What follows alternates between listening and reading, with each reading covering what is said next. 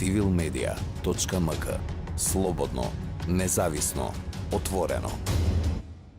Кога требало да се инвестира во ромското мало, секогаш било немаме доволно средства, чекаме од централната власт да ни даде пари, додека ние како граѓани активно ги плачаме даноците на имот, локалните такси ги плачаме, персонален данок, ДДВ, секој од нас плача.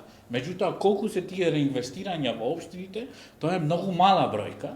Ние почнавме да собираме и петиции, заедно со буџетските предлози, да имаме скоро околу 300 подписи во секоја од општините, за да можеме да ставиме некои буџетски барања на отчет кај општините.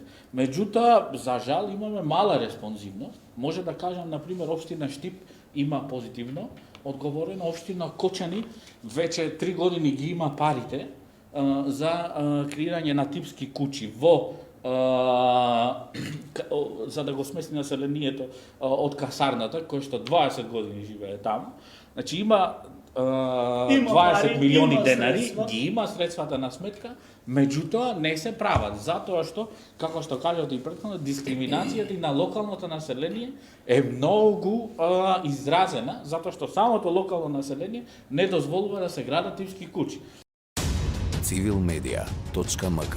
Слободно, независно, отворено.